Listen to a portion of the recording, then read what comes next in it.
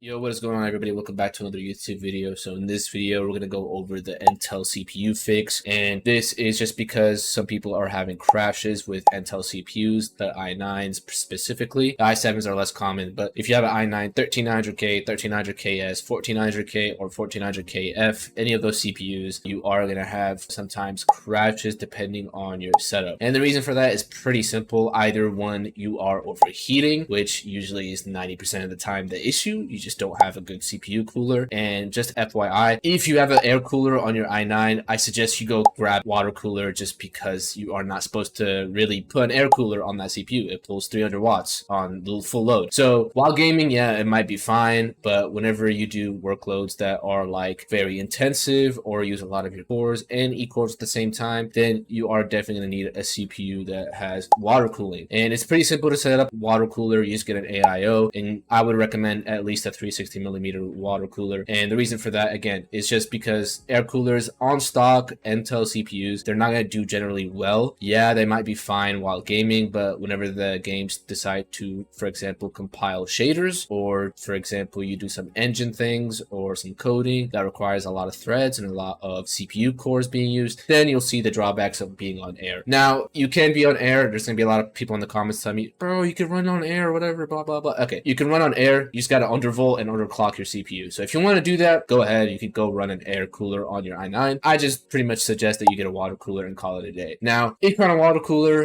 and it's not a 360 millimeter, then you should probably go upgrade it, or just turn up the fan speeds to 100% in BIOS, just so you don't overheat. And last and final is we're going to go over the fix on how to fix the crashing, even if you have a water cooler and even if you have good specs. So the reason why you're crashing is just because you're overheating, and also because the CPU is not getting enough voltage to run at the speed that it's trying to boost to. So for example, Intel has a boost technology where basically one of the cores goes up to 6 gigahertz or whatever your CPU can handle, right? So what that does is basically raises the core voltage for one of the cores, so you could get to 6 gigahertz, but that increases temperatures. So the reason for that is just because they want to win in scores like CPU scores in Cinebench, CPU-Z, like stress testing programs that have nothing to do with gaming. They just want to beat AMD. So it's pretty much pointless. So for 13900K, you could pretty much set your CPU speed to 5.5 gigahertz in BIOS and just lock it there, and you pretty much won't get any crashes, and you'll be good to go. And potentially you'll get even lower latency because all of your cores are consistently running at S speed. And I've noticed that myself. I've always done this on my own CPUs. I just lock the cores at whatever speed they are, and most PC optimizers that are kind of knowledgeable do this on their own systems.